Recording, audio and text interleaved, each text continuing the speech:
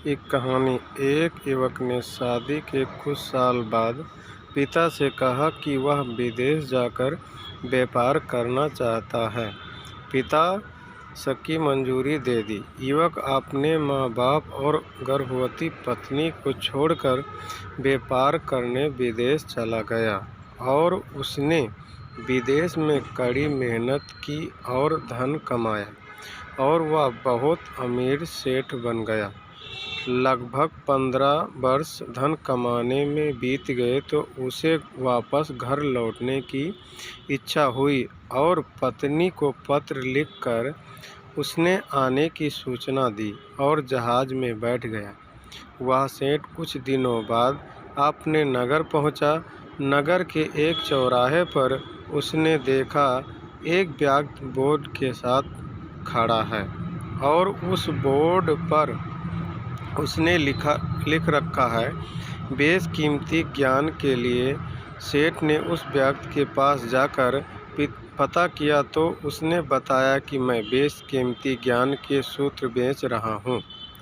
तो सेठ बोला, ठीक है, एक सूत्र मुझे भी दे दो। वह आदमी बोला, मेरे हर ज्ञान सूत्र की कीमत 100 स्वर्ण मुद्राएं हैं।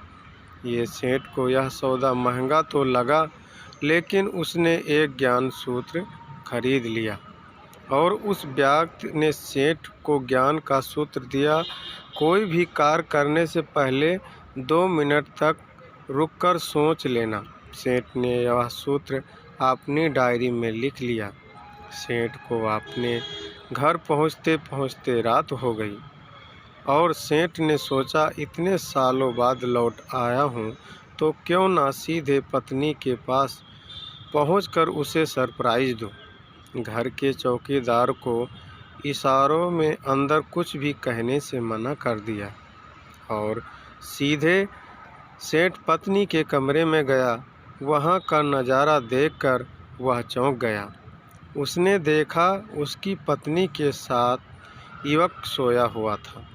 यह देखकर सेठ गुस्से में आग बबूला हो गया और वह सोचने लगा, मैं परदेश में उसकी चिंता करता रहता था और यह अन्य पुरुष के साथ सो रही है और आज मैं इन दोनों को जिंदा नहीं छोड़ूंगा। यह सोचकर वह गुस्से में अपनी तलवार निकालकर दोनों पर वार करने ही जा रहा था। इतने में उसे 100 मुद्राएं के बदले जो ज्ञान सूत्र खरीदा था उसकी याद आ गई और सेठ कुछ भी करने से पहले 2 मिनट सोच लेने लगा। और दूसरा पार्ट सुनने के लिए प्लीज़ हमारे चैनल को लाइक, सब्सक्राइब और कमेंट करें। हम दूसरा पार्ट बहुत जल्दी लेकर आ रहे हैं।